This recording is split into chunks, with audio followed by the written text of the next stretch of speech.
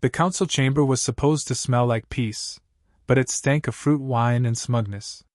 Ambassador Rains adjusted the stiff collar of his Terran formal suit and resisted the urge to roll his eyes at the display unfolding on the crystalline dais. The Grand Orator of the Council, an 8-foot-tall insecta named Vethkar, was flaring his shimmering wings in celebration. Every beat echoed through the hall like cymbals crashing, accompanied by cheers from dozens of alien delegations. Above them, holographic fireworks exploded in synchronized spirals, words of unity dancing in alien scripts. "Let this day," Vethkar boomed, his mandibles clicking in solemn triumph, "be the end of division! Let it be the proof that we, united as one, can govern peace across the stars. And let all species here accept the authority of the Council without resistance." The chamber erupted again, stamping feet, waving tentacles, booming cheers in frequencies only translators could render. On the surface, it looked perfect. Civilizations that had been at each other's throats for centuries were clapping each other on the back, metaphorically and literally. Species that had fought over mining colonies, trade routes, and slights as small as the mispronunciation of a clan name were now singing in harmony. And yet, Earth's delegation wasn't smiling. Ambassador Rains kept his hands folded on the polished obsidian desk in front of him, his jaw tight. Beside him, Lieutenant Commander Asha Patel, his military attaché, whispered just loud enough for him to hear. "They're patting themselves on the back while slipping the leash around our throats," she muttered. Rains didn't answer. He didn't need to. Patel was right. The new council charter, the one being celebrated so jubilantly, stripped member worlds of their military autonomy. Fleets would be dissolved, weapons decommissioned, defense decisions centralized in the hands of the Council's core worlds. On paper, it was peace. In practice, it was disarmament, and humanity had learned, the hard way, what happened to those who disarmed in a dangerous galaxy. "You could smile, at least," came another whisper, this one from Rains's left. Senator Mariko Han, civilian advisor to the delegation, gave him a sideways look. "You look like you're attending a funeral." "I am," Rains said flatly. "Ours." Han sighed, her expression a mixture of worry and irritation. She was a politician. She saw opportunities for diplomacy where Rains saw traps. But even she couldn't ignore the stakes. Humanity had clawed its way into the interstellar stage only a century ago. Earth was still considered young, volatile, a frontier species. That reputation kept enemies cautious. Strip away Earth's defenses, though, and humanity would be nothing more than a convenient colony for whoever decided to take it. Vethkar raised his wings again for silence. The hall quieted instantly, a hush like the vacuum of space itself. "By unanimous decision of this council," he declared, "all member worlds shall begin decommissioning their war fleets within the cycle. Enforcement patrols will ensure compliance. There shall be no exceptions." The words carried like a blade to the chest. Delegations nodded, clapped, some even wept tears of joy. On the human side of the chamber, Patel's fists tightened until her knuckles went white. "That's it," she whispered. "That's the end. They'll strip us down to defenseless colonies." But Rains wasn't listening to her. His eyes were locked on the Grand Orator. Something sharp, something cold, stirred inside him. "No exceptions," Vethkar repeated. "Even Earth must." Rains stood. The chamber fell silent again. 1,000 eyes, lenses, and other sensory organs turned toward the human delegation. For a heartbeat, nothing moved except the slow blink of holographic fireworks fading above. Rains's voice was calm, but it carried. "Earth will not comply." A ripple tore through the chamber like shockwaves from an explosion. Gasps, hisses, angry shouts in languages no translator could soften. Vethkar froze mid-sentence, his wings buzzing in outrage. "Ambassador Rains," he hissed, "perhaps you misheard. This was a unanimous vote. Binding. Irrevocable." "I heard," Rains said, his hands folded behind his back. "And I'm telling you, Earth will not disarm." Pandemonium. Alien dignitaries leapt from their seats. Some screamed about treason. Others shouted for enforcement action. A few, the quieter ones, simply stared at the humans with wide eyes, whispering among themselves as if a taboo had just been shattered. Patel leaned toward Rains, her voice urgent. Are you sure about this? This is open defiance. Rains didn't look at her. Defiance, he murmured, is better than surrender. Vethkar slammed his claws against the dais, the sound reverberating through the crystalline walls. You dare? Humanity is a child among civilizations. You were given a seat at this council only out of pity, only out of mercy. Mercy? Rains said, and now his voice carried steel. Humanity didn't beg for mercy. Humanity bled its way here. We fought predators on our own world, survived plagues, built cities from rubble. When alien fleets threatened us a century ago, we held. When raiders struck our colonies, we rebuilt. We didn't ask for your mercy then, and we don't need it now. The chamber quivered with uproar. Delegations pointed, shouted, threatened. Some even began drafting emergency motions on their holoscreens. Senator Hahn tugged at Rains's sleeve, her voice low and desperate. You're making us outcasts. Think about what you're doing. This could mean sanctions, blockades, war.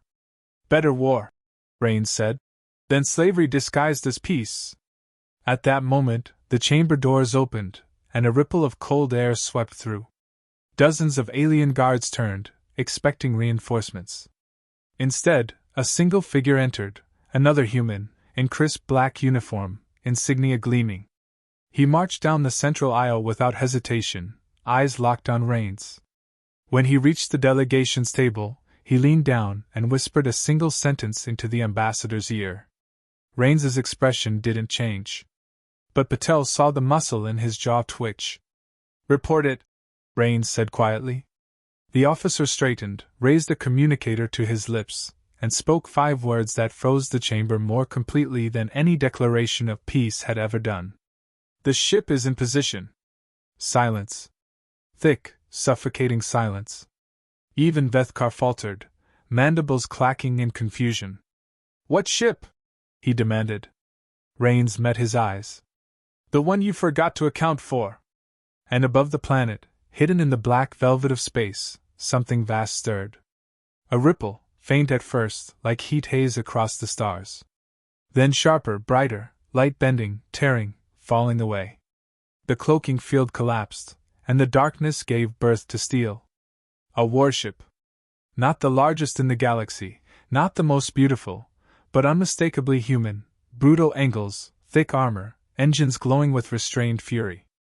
Its silhouette was a promise. Humanity had not disarmed. Humanity had prepared. In the council chamber, chaos erupted once more. The council chamber convulsed with fury. Dozens of delegations leapt from their seats, pointing, shouting, their translator drones screeching to keep pace with the avalanche of alien outrage. The words ricocheted through the hall: treachery, threat, violation, war. Some demanded immediate sanctions, others cried for the Terran delegation's arrest. The Grand Orator Vethkar towered over them all, wings trembling with barely contained rage. This is unacceptable! His mandibles clattered like knives against stone. Humanity dares smuggle a warship into restricted orbit? You will dismantle it immediately, or you will face eradication. Ambassador Rains stood unmoved, hands clasped behind his back. He did not shout, did not argue. Instead, he spoke evenly, almost softly, and somehow that made his words carry even farther. No. The ship stays. A silence fell, not of calm, but of stunned disbelief. Even Patel, standing at his side, felt her pulse spike. She had prepared herself for confrontation, but this was open provocation, the kind that could ignite fleets and scorch worlds. Senator Hahn's face strained of color. She grabbed Rains's sleeve with shaking fingers. Ambassador, think! The council won't back down, they'll send fleets. Rains's gaze stayed fixed on Vethkar. They'll try. But Earth has made its choice. Patel's communicator chimed at her wrist.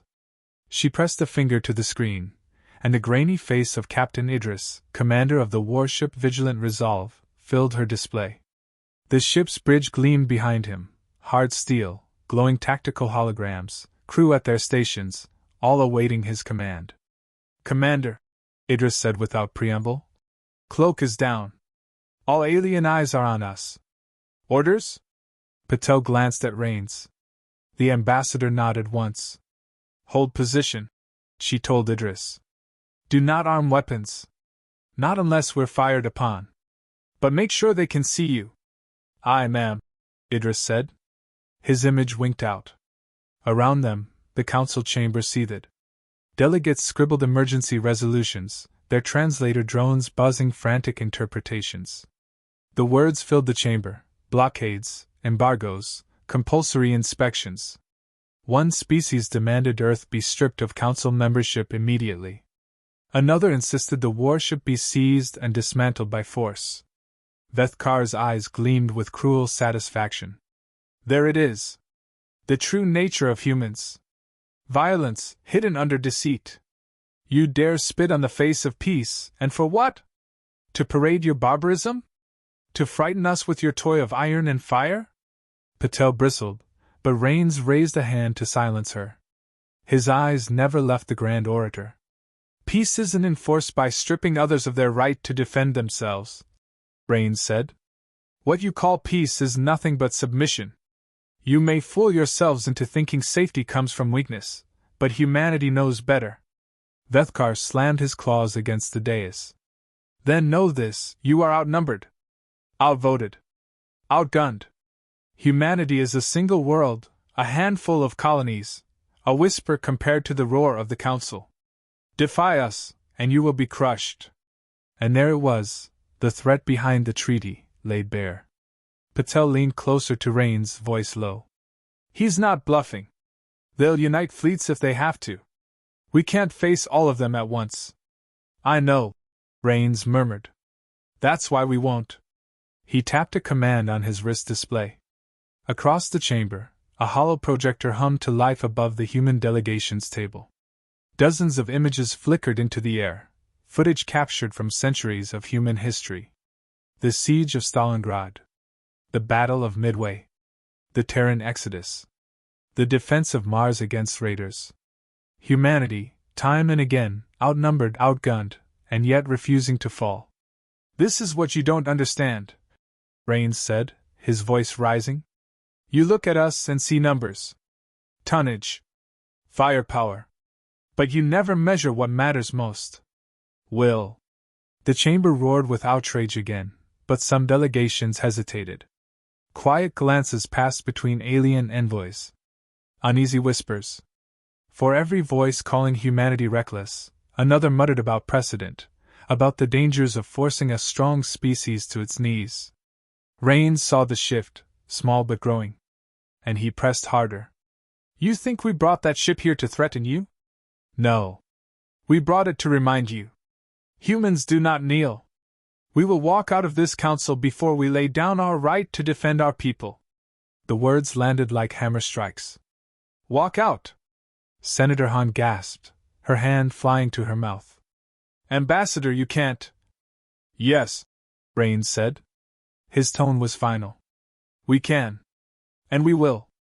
Patel felt the air leave her lungs. The words were both terrifying and liberating.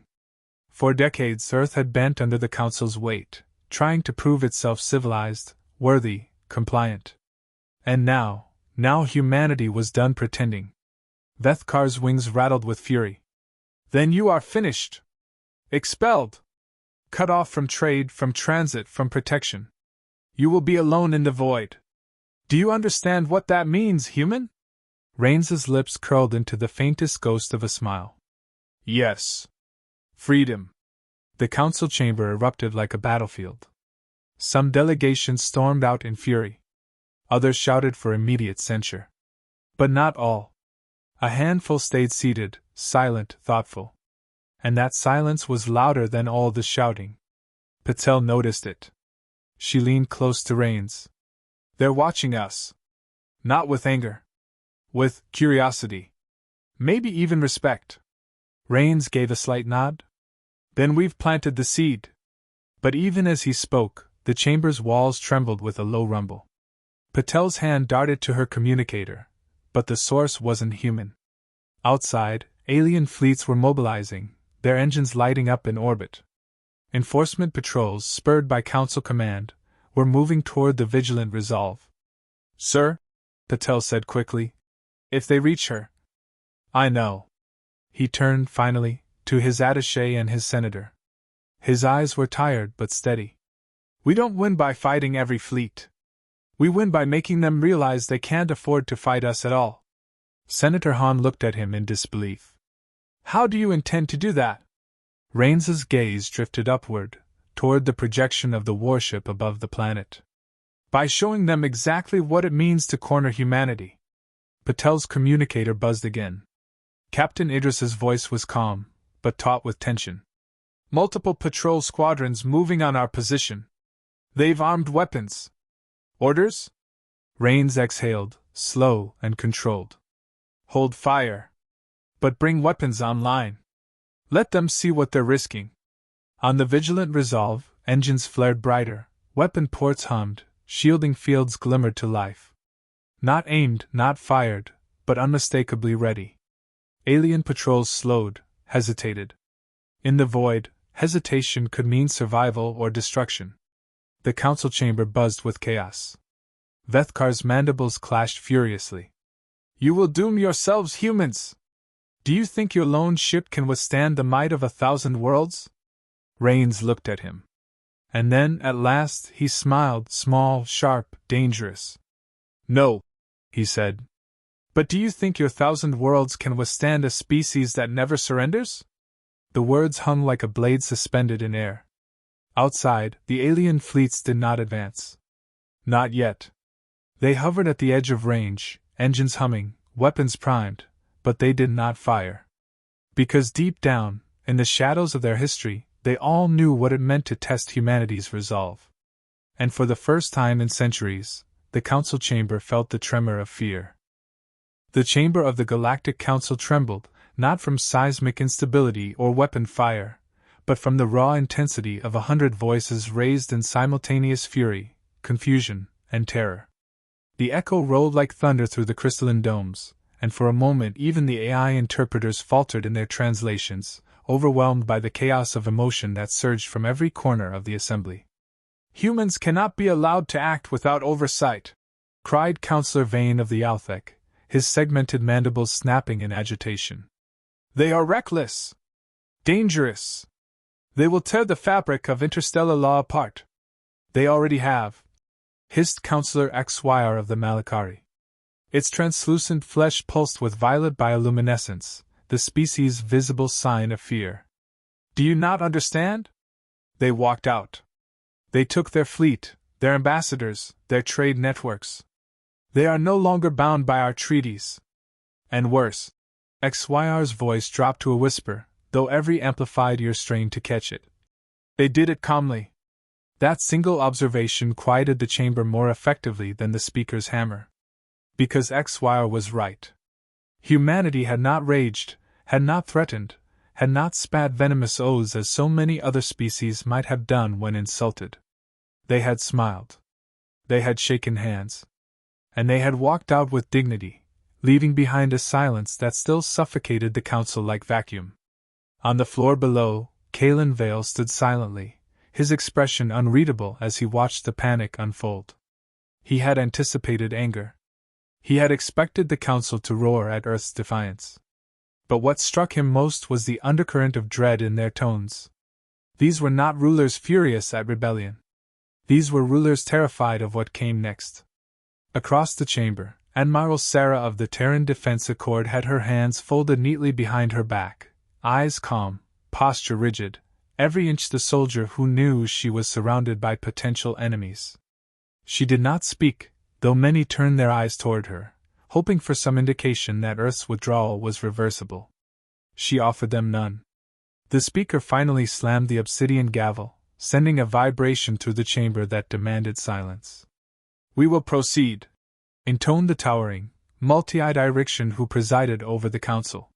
"Humanity has left this chamber. We must address the consequences. We will not permit chaos to spread unchecked." But chaos had already spread. Reports flooded in from across the galaxy, colonies withholding tribute, border fleets repositioning themselves nervously, trade guilds severing contracts with Terran corporations in fear, or in opportunism. Humanity's absence was a hole in the lattice of galactic order, and the vacuum drew everything toward collapse. Kalen stepped forward, voice carrying with the clarity of human cadence. "You misunderstand," he said, calm but firm. "Earth does not seek to destroy your council. We have simply realized it does not serve us. We will manage our own affairs." That single sentence ignited another wave of uproar. "You will destabilize every star system," cried Councillor Rin of the Akalith. "Trade routes will fracture, defense pacts will collapse, piracy will explode." Kalen's eyes narrowed. "Perhaps you should ask why your systems were so dependent on a species you once mocked as primitives. Perhaps the fragility of your order is not our doing, but yours." The words struck deep. Sarah suppressed the faintest smile at his precision. Humans had not just walked away, they had made the Council realize how much of their stability had relied on Terran ingenuity, Terran stubbornness, Terran adaptability. The Irixian speaker's eyes shifted, dozens of pupils narrowing in different directions as though trying to see through time. "If Earth truly secedes, others will follow. Already there are whispers among the frontier worlds. Do you humans mean to fracture the galaxy into war?" Kalen tilted his head. His voice dropped, steady, deliberate. "We don't mean to do anything. We simply won't stop others from choosing freedom if they wish it. The Council is not a cage for humanity. Why should it be one for anyone else?" The chamber erupted yet again, but beneath the surface noise, a fracture had formed. Sarah saw it, and Kalen saw it. Worlds that had long been resentful of the Council's overreach were listening. Seeds had been planted. And seeds, in time, grew into forests, or revolutions. 2 days later, the galaxy quaked. The Veil Outriders, a frontier confederation long chafing under Council taxation, declared independence and immediately requested Terran diplomatic recognition. The Council's response was immediate: sanctions, blockades, condemnations. But when Terran freighters, escorted by sleek warships painted with the insignia of Earth's reborn navy, slipped past those blockades to deliver aid, the Council's threats rang hollow. The news spread like wildfire. On station after station, beings whispered, "The humans didn't abandon the galaxy. They're building something new." Admiral Sarah stood aboard the TSV Resolute, watching the live streams of Council fleets scrambling. The image of dozens of alien warships massing along Terran trade routes appeared on the holodeble, and her jaw clenched. "They're scared," Kalen said quietly beside her. "Fear makes fools dangerous. They'll provoke us if they can," Sarah answered. "They think war will bring us crawling back. And will it?" Sarah gave him a long, cool look. "No. It will make us finish what we should have done centuries ago. Prove that humanity doesn't need their approval." Her words became prophecy faster than she expected. The first confrontation came at the Drao Verge, where Council patrol ships attempted to seize a Terran freighter convoy. The battle was short, brutal, and decisive. The Terran escorts didn't just repel the attack, they outmaneuvered it, disabling the patrols without catastrophic losses. And then, in a move that sent shockwaves across every news channel in the galaxy, the Terrans repaired the crippled patrol ships and sent them back, unharmed but humiliated. The message was clear: we do not seek conquest. But we will not be stopped. Across the stars, panic rose. Some feared Earth's growing independence would ignite a galactic war. Others saw opportunity in aligning with the humans. Rebellions simmered on colony worlds. Ancient alliances crumbled. In the heart of the Council chamber, the Irixian speaker struggled to hold together the fraying threads of galactic unity. "They cannot be allowed to defy us," he thundered, his multitude of eyes flashing. "If humanity sets this precedent, the very stars will burn with rebellion." Kalen, though no longer seated as an official ambassador, had been invited back under pressure from factions desperate to negotiate. He stood calm, unyielding, his voice cutting through the speaker's rage like a blade. "Perhaps the stars deserve to burn," Kalen said softly. If your unity exists only through fear and coercion, it is no unity at all. Humanity has chosen its path. What will you choose? The silence that followed was not agreement, but it was not denial either. For the first time, the Council found itself unable to dictate, unable to enforce, unable to pretend that humanity's withdrawal was reversible. And in that silence, the galaxy realized the truth: order had shattered. The real storm was yet to come. The galaxy teetered on the edge of war. What began as a council session of raised voices had grown into full-blown fractures across the spiral arms. Worlds once silent under the weight of council decrees were now daring to whisper rebellion. A whisper became a shout when they saw Terran ships escorting convoys, defying sanctions, and ignoring blockades. The cosmic order the Council had boasted of for millennia was unraveling like old fabric, and Earth had tugged the first thread. Admiral Sarah stood on the bridge of the TSV Resolute, the flagship of Earth's reborn navy. Around her, the hum of consoles and the crisp discipline of her officers were a reminder of how far humanity had come since the days when their fleets were scattered, outdated, or barely recognized by the Council at all.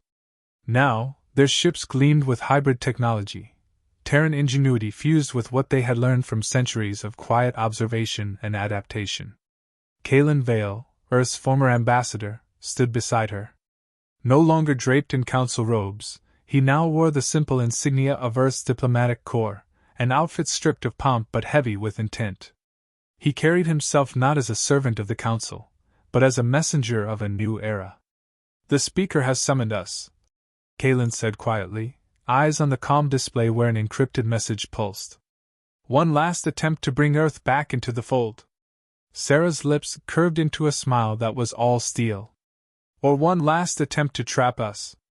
"They're desperate," Kalen said. "And desperate rulers make mistakes." Sarah's gaze swept the bridge.